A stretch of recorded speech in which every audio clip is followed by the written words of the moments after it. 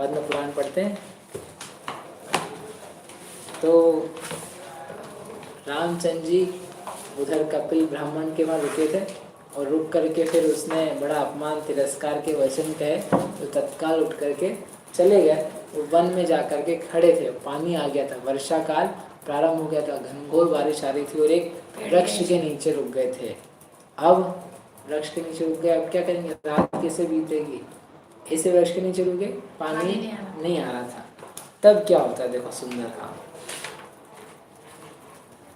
आप सोच भी नहीं सकते। पता है क्या होता है किसी को नहीं पता? बढ़िया। तब वन में वर्षा भई, जल थल सब भरपूर, छाणी तोय पियो जबे, करी तृषा निज दूर। तो वो जो पानी भर गया, पानी पी करके उन्होंने अपना समय मतलब जो प्यास थी वो बुझा ली थी। फिर निशा माही वट वृक्ष तली, सूते तीनों जाय, तब तिनको यक्ष देखी, निशितुष्ट भयो अधिकाय। निशा रात्रि के वहां वो फिर वो विश्राम करने के लिए बैठे थे, वहीं पे सो गए समझ लो। मतलब आप सोचो कौन, बलभद्र नारायण, हाँ उनके साथ उनकी पत्नी। तो ऐसे उत्कृष्ट मई पुण्यशाली जीव कहाँ सोते हुए मिल रहे हैं आपको? जंगल में एक वृक्ष के नीचे, वर्षा काल का समय। ऐसे भी योग होते हैं। वो भी योग था एक, देखा था उन्होंने कहा जहाँ से उठ करके आए ना, सिंहोदर के राज्य में से, वज्रकर्ण के वहाँ से, ये कुबर नगर से, सब लोगों ने ऐसा नहीं कहा था बस बहुत दिन हो गए, खुद ही निकल के आए हैं। तो वहाँ के ऐसे पुण्य के दिन भी थे जहाँ लोग चाहते थे रुके, ऐसा भी उदय है। कितनी जल्दी बदल जाता है कि अब जंगल में रात्रि में वहीं बैठे हुए हैं, लेटे हुए हैं।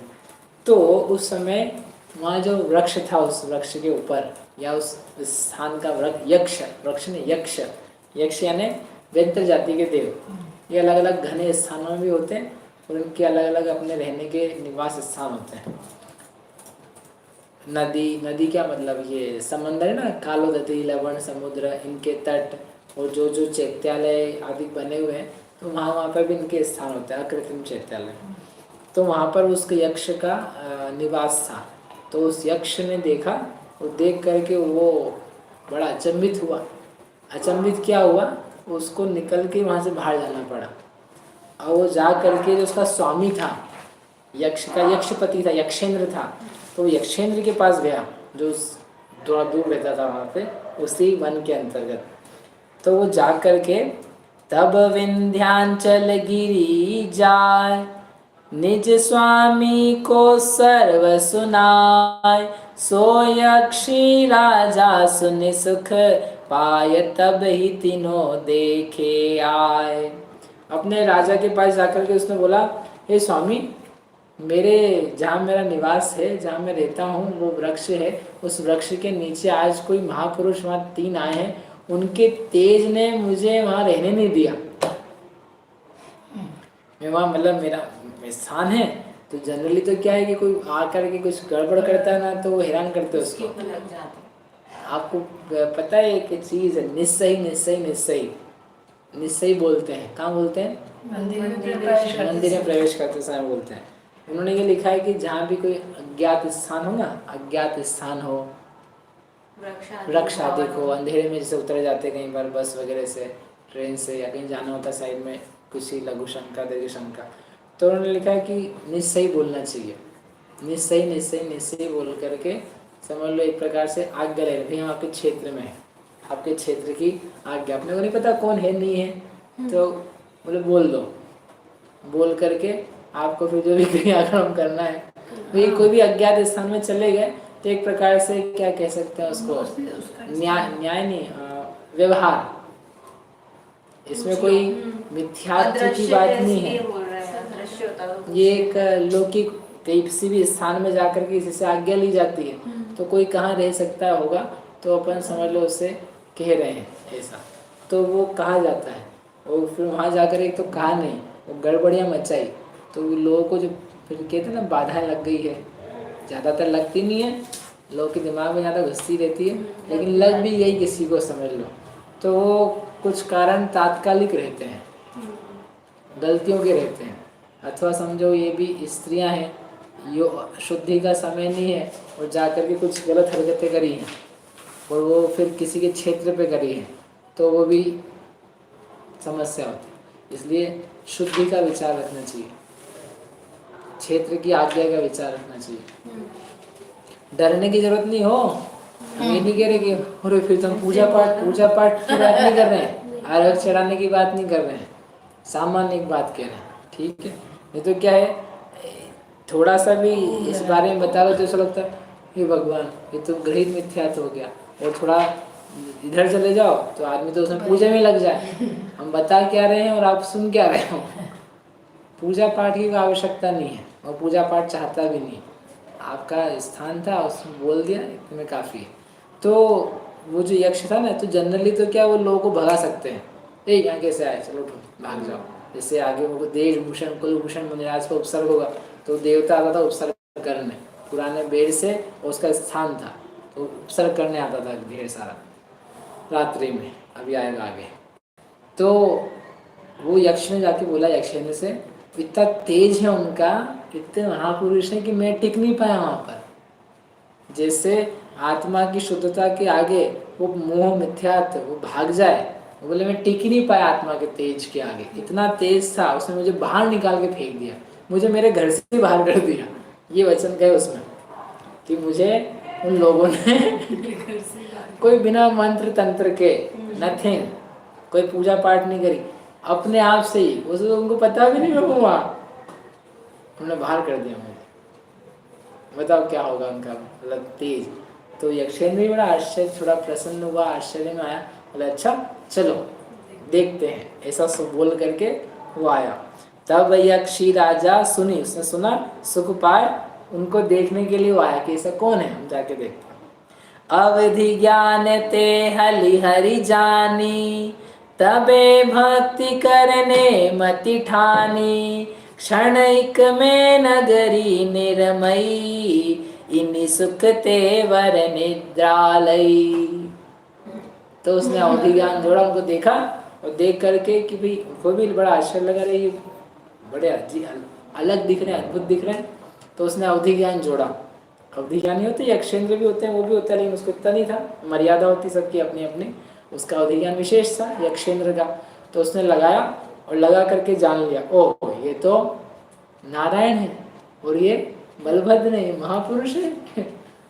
तो उसको बड़ा हर्ष हुआ और उसने कहा कि इनकी तो सेवा करनी चाहिए, ये हमारे लिए सेवा के पात्र है, मतलब हम इनकी सेवा करें, इनके सेवक हैं, भविष्य में करनी सेवा, अभी थोड़ी कर लें।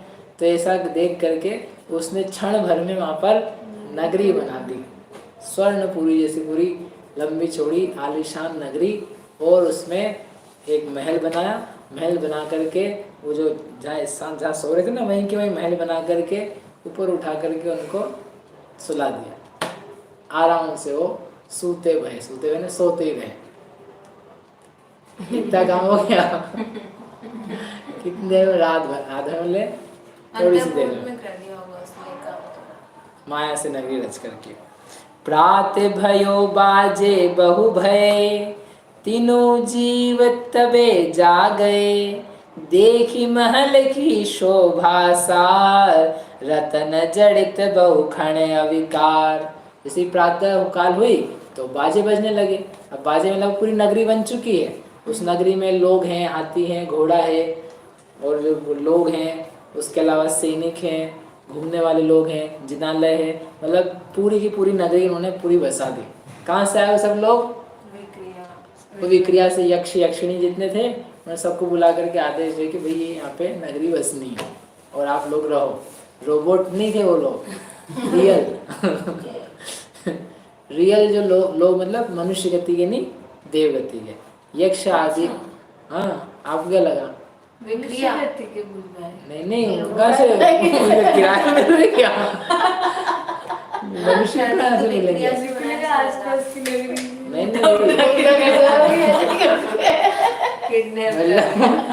यक्ष के अंडर में जो यक्ष लोग रहते हैं ना, उनकी पूरी असंख्यात देव उसके अधीन, तो और एक एक देव की विक्रिया होती है, तो वो बोले पल भर में तो बहुत काम हो जाता, तो उसने उनकी नगरी बसवा दी। एक ही यक्ष के सैकड़ों रूप बन सकते हैं, यक्षिणी भी होती है, तो उनके लिए व्यवस्था। मनुष्य लोग नहीं है। अच्छा बता दिया भैया मैंने। कई बार तो मेरे को लगता है ये सब चीजें जानते होंगे आप, बताने की जरूरत नहीं है। छोटी-छोटी चीजों में ज्यादा रात भर में हो गया सब काम। तो देवताओं की विक्रिया थी वैसी। और ऐसा करके प्रातः बाजे, वो राजमहल है, राजमहल में ही रह रहे हैं, तो राजमहल में जो जो काम होते हैं, सुबह उठते से ही बाजे बजते हैं, बंदीगण गान गाते हैं, उनके गुण गाते हैं, फिर ये लोग उठते हैं, राजा लोग। ऐसा एक सिस्टम है। तो वो बाजे बजे और गुण गाए, उठे, उठ करके तीनों जीव तबे जागे, तीनों लोग जाग गए एक साथ, और देख करके महल की शोभा, अच्छा ही महल है, इतना बढ़िया है, हम कहाँ वहाँ पैसे आ गए हैं। राजा की सब रीति देखी, नगर रचना तबे, सकल लोक जुत प्रीति, गज घोटक भट और गण। राजा की सब रीति, राजा की तरह वो पूरा का पूरा नगर की रचना, सकल लोग, सारे लोगों से जुत यानी सहित, और गज घोटक, गज यानी हाथी, घोटक घोड़े, भट सैनिक, और गण और प्रजागण, इन सब से युक्त उन्होंने देखी। ऐसी विधि विस्मय करतार, देखो देखी तो न अचंबो धार, सर्व वस्तु संयुक्त जुराम, सुख करके तिष्ठे गुणधाम। आचार्य महाराज कहते हैं कि आश्चर्यकारी इतनी वस्तुएं वहां पर थी, फिर भी रामचंद्र जी को कोई आश्चर्य विस्मय नहीं हुआ। किस नहीं हुआ आश्चर्य का मतलब स्थिरता, बुद्धि की प्रज्ञता, जान लेना कि ये कैसे हो सकता है, हम जहाँ छूटे थे वहीं है, लेकिन ये कुछ हुआ है तो ये किसी की विक्रिया का ही चमत्कार है। तो उसको देख करके उन्होंने उसमें संतोष भाव धारण किया, उसमें उनको विस्मय नहीं पैदा हुआ। जैसे आत्मा की निधि को देख के अभी अपने को विस्मय हो रहा, कैसे सर्वज्ञ बन जाए, तब जो सर्वज्ञ बन रहे, जैसे इनको पहला पल सर्वज्ञता का आया, ओ इतना सारा लोक, इतना अनंत अतीत काल, गजब, ऐसा विस्मय आपको हो रहा है लेकिन उनको नहीं होता। ऐसे हमको हो रहा है, इतना तत्काल सब हो गया, पुण्य का उदय ये सब हो रहा है, लेकिन जो उसमें है तो उसको बोल रहा है सामान्य नहीं। ऐसा वैभव मतलब ये सब व्यवस्था पुण्य के उदय में क्या नहीं होता है। पुण्य के उदय से कहाँ कहाँ व्यक्ति उच्चतम स्थानों पर नहीं पहुँच जाता है। ये तो नगरी ही क्या है, स्वर्ग के देवताओं के विमान तक इससे उत्कृष्ट छोड़ के आए व्यक्ति। तो पुण्य को जानता हुआ, पाप के फल को भी जानता हुआ, उन उदयों से गुजरता हुआ, उसमें आश्चर्य को प्राप्त नहीं करता, उसको बोलते हैं सम्यक दृष्टि। ठीक है, नहीं आया समझ में। और सारी वस्तुओं से देख करके राम वहाँ पर सुख से तिष्ठे, अच्छे तरीके से रहने लगे। राम अरथी यक्ष नगरी करी, ताते रामपुरी विस्तरी, पोल्या भट पर धान पुरोध, होत भय पर जाजुत बोध। चूंकि वह यक्ष ने नगरी राम के लिए रची थी, इसलिए उस नगरी का नाम हुआ रामपुरी है। वो रामपुरी चाकू नहीं राम जी के लिए गया था, उसका नगरी का नाम था रामपुरी। और वहाँ पर सारे भट्ट, प्रधान, सामंत जो होने थे, वो सब के सब प्रजा के साथ में वे लोग वहाँ पर आराम से रहने लगे। कैसे? नगर अयोध्यावत सब भय, ऐसे विभव पुण्य ते लय, आगे और सुनो मन लाय, समिधि निमित्त सुब्राह्मण आए। जैसे नगर अयोध्या में वे आराम से सुख से रहते थे, ऐसे वहाँ पर उस नगरी में वे सुख से प्रसन्नता से रह रहे थे। इस प्रकार से उनके दिन वहाँ पर कुछ दिन निकलने लगे। अब ऐसा होने के बाद में एक दिन क्या होता है क्या होता है? कपिल ब्राह्मण आ गया। हाँ, अभी हो गया समय, कितना हुआ? नहीं तो बोल 9:05 भी नहीं हुआ, तो 9:03 हुआ। अच्छा ठीक है, थोड़ी सी कथा करते हैं। तो एक दिन क्या हुआ, वो जो ब्राह्मण था, कौन सा ब्राह्मण? कपिल चिल्लाया था जिसने, वो जो चिल्लाया था, कपिल ब्राह्मण। वो कपिल ब्राह्मण लकड़ियाँ ढूंढने के लिए आता था। तो एक दिन में वो लकड़ियाँ ढूंढने के लिए समिधा, उसको बोलते यज्ञ के हेतु लकड़ियाँ, उसको बोलते समिधा की अग्नि, समिधा की लकड़ियाँ। समिधा वर्ड है ना, समझना यज्ञ संबंधी बात है, यज्ञ की लकड़ियाँ हैं। उसको कोई छू ले तो बड़ा दुष्ट हैरान करते हैं। हाँ, क्योंकि पवित्र ढूंढ के लाओ, जलाने के लिए तुम छू दिया कैसे जलाएंगे? गीली करेंगे क्या? फिर गीली हो जाएगी। तो वो समिधा के निमित्त वो ब्राह्मण आया और आ करके तावन में पुर लखी विस्मात, पूछी इकतीय सन मुखियात, कौन पुरिया को पति को, इम सुनी कर बोली तब सोए। वो आया उस दिन नगर में, वो जंगल में, और जंगल में उसने आँख उठा करके देखा ये क्या है। मैं यहाँ बरसों से आ रहा हूँ, मुझे बचपन से यहाँ आते आते इतने साल हो गए हैं। इस जंगल में कोई चीज़ नहीं थी, इतना ऊंचे ऊंचे शिखरों वाली और इतने सुंदर पताकाओं वाली, ध्वजाओं वाली, और यहाँ पर इतनी शुभ्रता के महल बने हैं, अट्टालिकाएं बनी हैं, यहाँ सुगंधित चीज़ें दिखाई दे, स्वर्ण सा महल दिखाई दे रहा है। ये कहाँ से आ गई? ये क्या ऊपर स्वर्ग से उतर के यहाँ किसी ने धर दी है? पाताल में से निकली है? ये विक्रिया है किसी की? ये देवताओं ने बनाई है या मुझे सपना आ रहा है? मैं सपने में तो नहीं हूँ? ये भगवान, या मुझे भूत लग गया है? मुझे को लगता है भूत लग चुका है। तो उसने अपने आप को समझ लो जो भी कर सकता था, और उसको लगा कि नहीं ये तो है, अब पता नहीं मैंने आज तक देखने कैसे नहीं पाई।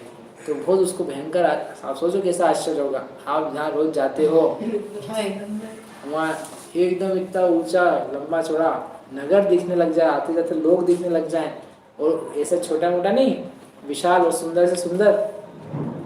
तो उसको बहुत आश्चर्य हुआ, जैसे यही आत्मा, इसी में ये सब ज्ञान आदि गुण की खान है। हम तो आते दिन से देख रहे हैं और कुछ भी नहीं दिख रहा है। जब वो दिखा रहे हैं आचार्य भगवान, यही आत्मा है, यही ज्ञान गुण का धनी है, यही राजा है, यहाँ शुभ्रता है, तो आश्चर्य होता है व्यक्ति को सुन करके।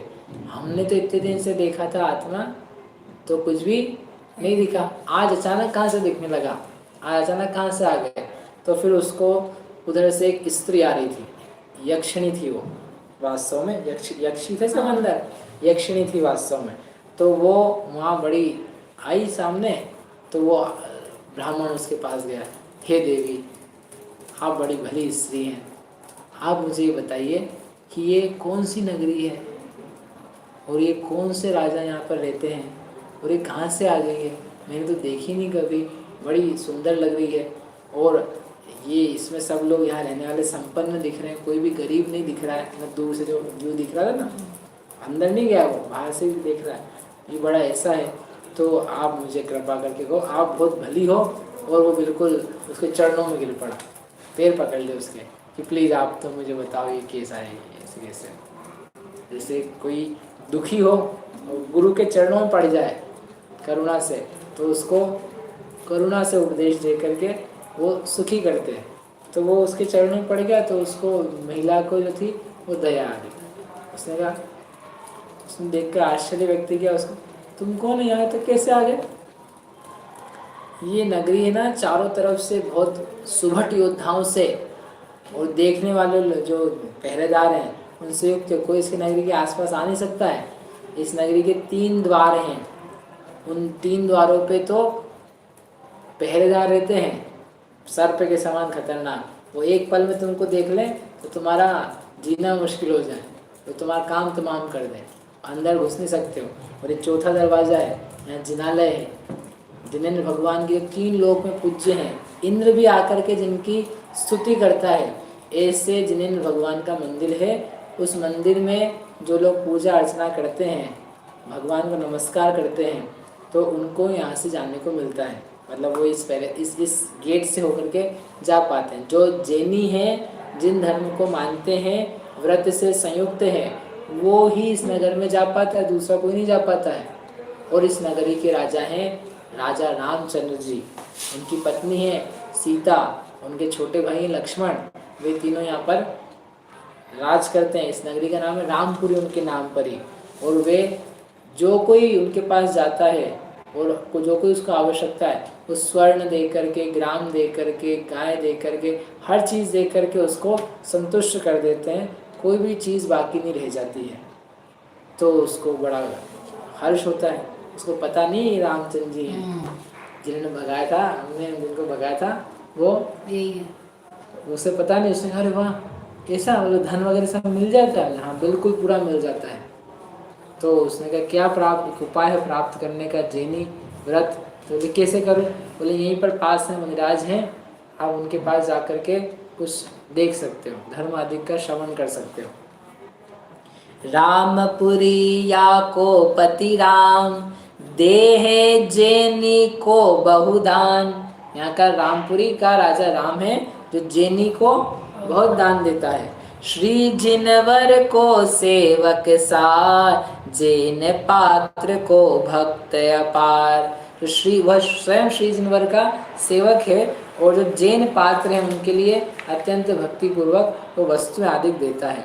लक्ष्मण जाके भ्रात महान, सीता नाम वल्लभा जान। जाके गेह विमान समान, जैन बिनान नगर में आन।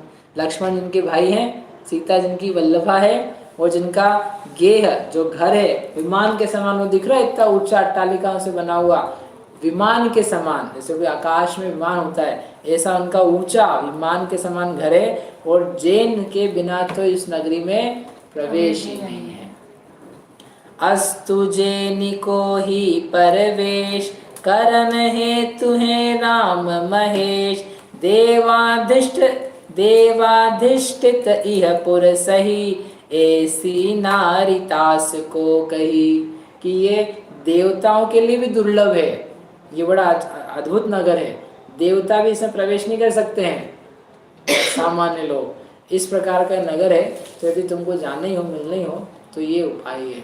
तो उसने सुना, तो उसने कहा ये द्रव्य का अच्छा उपाय, मैं क्या बचपन से लकड़ियाँ काट काट करके मेरी कमर पतली हो गई, मेरे कंधे सब टेढ़े हो गए, अब तो आज तक यज्ञ करते हुए धन नहीं मिल पाया इतना, लेकिन ये बढ़िया उपाय है। तो उसने कहा एक काम करता हूँ, मैं तो जैनी बन जाता हूँ। किस लिए? धन के लिए। तो वहाँ पे मुनिराज थे दिगंबर, पास में किसी जंगल, उसी जंगल में।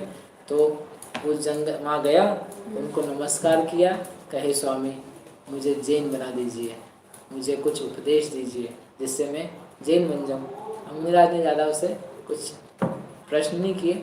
मुनिराज ने सच्चे देव शास्त्र गुरु का विषयाशा वशाती तो निरारंभो परिग्रह, ज्ञान ध्यान तपोरत्न तपस्वी सप्रशस्यते। जो दिगंबर मुनिराज हैं, विषयों की आशा के आरंभ से, वश से मुक्त, हिंसा झूठ चोरी कुशील परिग्रह पाप से मुक्त और अपरिग्रही ज्ञान ध्यान में रत रहने वाले, ऐसे ही साधु सच्चे होते हैं। आगम जो तत्वोपदेशकृत सार्वम, तत्व के उपदेश को कहने वाला वो सच्चा शास्त्र है। जो वीतरागी हैं, निर्दोष हैं, क्षुद्र पिपासा आदि दोषों से मुक्त हैं, वे सच्चे देव हैं। क्यों है? उसका उपदेश दिया। फिर उसके अलावा अनुगत क्या है? तरस हिंसा क्या है? स्थावर हिंसा है, किसका त्याग गृहस्थ कर सकता है? तरस हिंसा का त्याग किस प्रकार होता है? क्यों यज्ञ आदि नहीं करना? किस प्रकार से सत्य वचन बोलना, ब्रह्मचर्य व्रत करना, इन सारी बातों का उन्होंने वर्णन किया, उपदेश दिया। द्रव्य ग्रहण को पाप उपाय, वन में पहुँचो द्विज हर्षाय। चारित्र भूषण मुनि को नयो, धर्म सुन्यो जिनको दर्शयो। मैंने कहा चारित्र भूषण नाम के मुनिराज से उनको नमस्कार करके धर्म सुन्यो, धर्म आप धर्म बताइए हमें। धर्म दयामय हे सुखकार, जाते पावे शर्म अपार। धर्म किसे कहते हैं?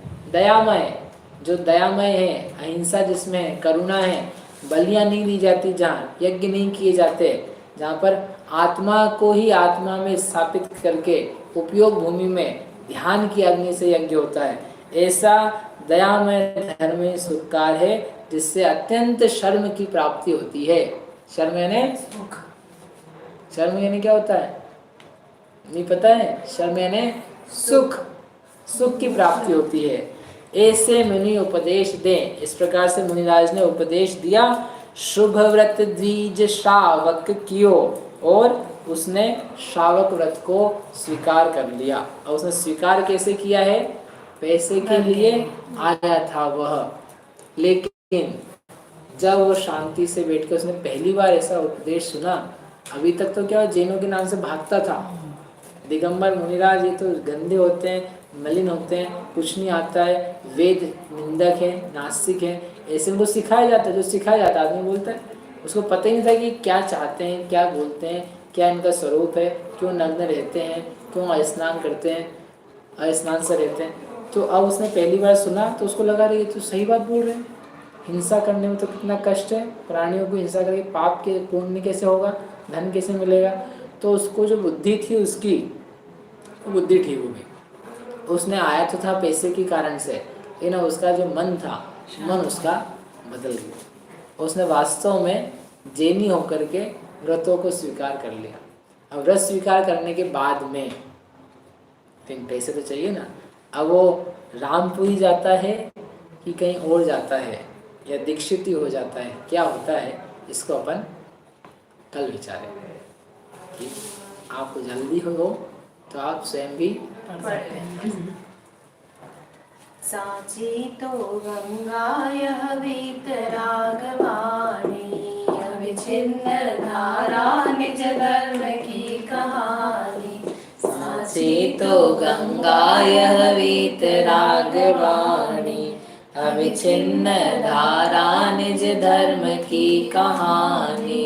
जामे अति विमल अगाध ज्ञान पानी, जामे अति विमल अगाध ज्ञान पानी। जहाँ नहीं संशयादि पंख की निशानी, जहाँ नहीं संशयादि पंख की निशानी। साची तो गंगा यह वीतरागवाणी, अविच्छिन्न धारा निज धर्म की कहानी। सप्त भंग जह तरंग उछलत सुखदानी, सप्त भंग जह तरंग उछलत सुखदानी। संत चित मराल वृंद रमे नित्य ज्ञानी, संत चित मराल वृंद रमे नित्य ज्ञानी। साची तो गंगा यह वीतरागवाणी, अविच्छिन्न धारा निज धर्म की कहानी। जाके अवगाहन ते शुद्ध होय प्राणी, जाके अवगाहन ते शुद्ध होय प्राणी। भाग चंद निश्चय घट माहिया प्रमाणी, भाग चंद निश्चय घट माहिया प्रमाणी।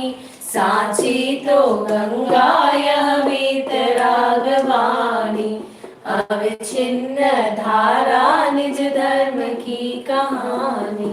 जावाणी के ज्ञान ते सूझे लोकालो, सो वाणी मस्तक नमो सदा देत बोलो।